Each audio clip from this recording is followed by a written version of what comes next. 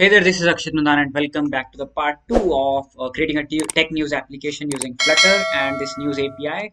So in the previous part, we just discussed about what is this API and what results you get in the JSON format by using this API in the Postman.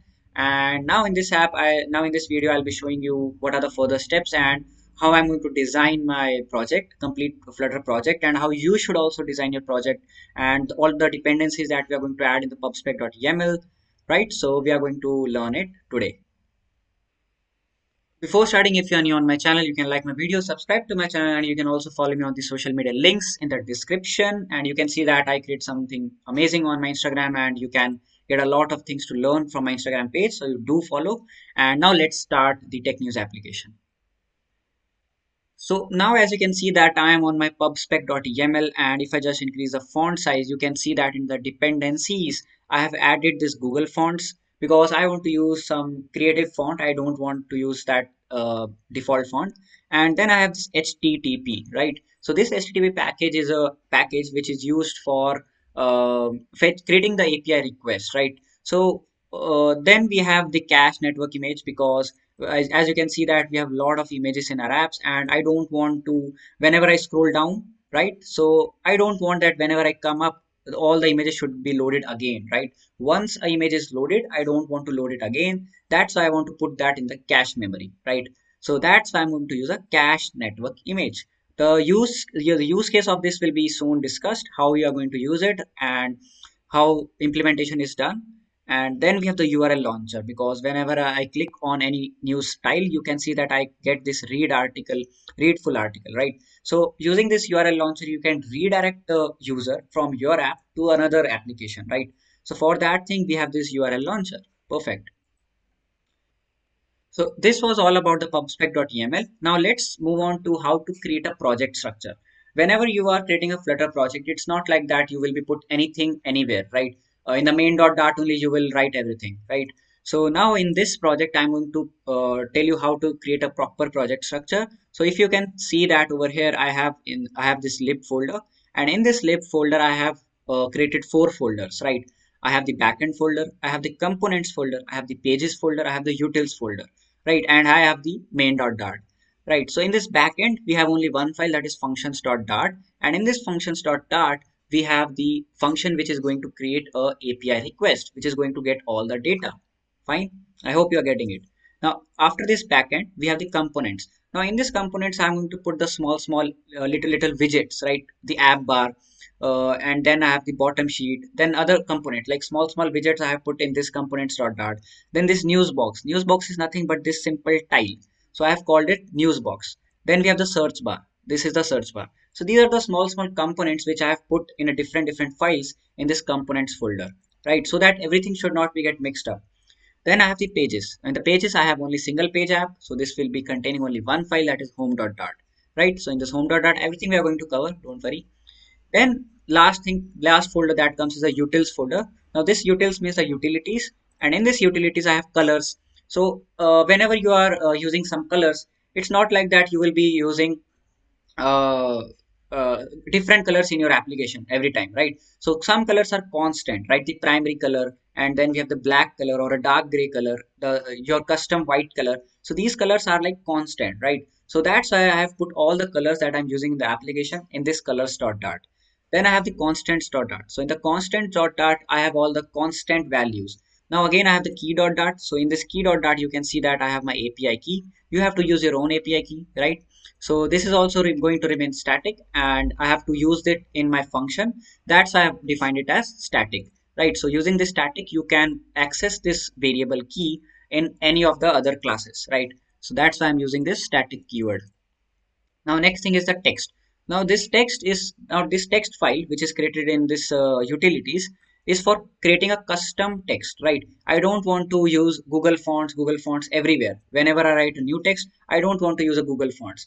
That's why I've created a simple class, and in this class I have defined Google Fonts once, and I'm going to use this class every time I'm going to create any text. So if I just give you an idea about this text, you can see that I have this modified text, and in this modified text I have defined it is this class is a modified text, and it is going to take the text, it is going to take the size, and it is going to take the color, right? So once, and I have also used the bold text because every text will not be bold. That's why I've defined a different class for the bold text.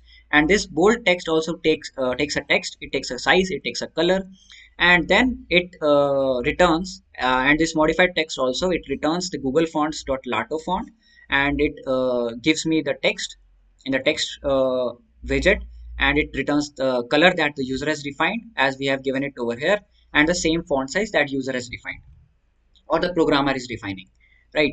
And the same thing is for bold, but in the bold we have defined font weight dot bold, and this bold text widget will be used whenever I wish to write a bold text, and this modified text will be used everything everywhere else, right? So this by using this, I'm going to get the Lato font text everywhere. I'm going to use the text. So I hope you are getting it till now. So, and now let's see, key dot dart is also done, text dot dart is also done, constants dot dart I have told you that. Now let's see the constants dot dart. So in this constants, all the constant values I'm going to store, and in this I'm storing an image URL. As you can see, this is an image URL, and this image URL I'm going to use for the purpose. Let's say the API is not providing me some image, maybe some null value it is providing me, or by error some image URL is not loaded. That's why it is going to give me an error. To nullify that error, to remove that error, I'm going to define a sample image. So whenever my image will not be provided by the API, I'm going to show this image. And this image can be an error image or image not loaded image, right? So this kind of image I'm not able to see anywhere. I think API is providing everything. But for the worst case scenario, if the API is not able to provide any image URL, then I'm going to use this image. I'm going to show you where I'm using it, right? And the colors. So in the colors, as you can see, I have defined a class app colors, and in this app colors I have the primary, I have the light white, I have background color, I have black, I have white, I have dark gray. So this primary is going to remain my primary color. You can use this primary color for buttons, for simple logo text, right? So this is the primary color. Then I have the light white. Instead of defining the white for this news, as you can see in the TechNewz, I have defined light white, right? So that to give a little good look. And I have the background color. So this is this black color which you can see is not exactly black. It is of this color, right? This color code, so that it should not look exactly black. So this is the background color. This is the black. This is the white. This is the dark gray. And this dark gray also I'm using it in the bottom sheet. I'll show you. Or I think this is the search bar is of dark gray color. Fine. So I'm going to use these colors. Now coming to the end of this video, let me show you the main dot dart. And in the next video, we will be moving on by creating the API request and designing the home page, right? So let's see main dot dart last part. And so in the main dot dart, I have defined nothing. I have defined a void main function. I have defined a simple class my app. Then in this app returns a material app, and this material app you can see that I have removed the banner which is shown over here, red color debug banner that I have removed. And the brightness, first of all in the theme I have defined theme data. So I'm designing a dark theme app, that's why I've defined brightness dot dark. I have the primary color, and the primary color I have defined app colors dot primary. Now this app colors is the same class which is used over here. Now I have defined all these colors as static.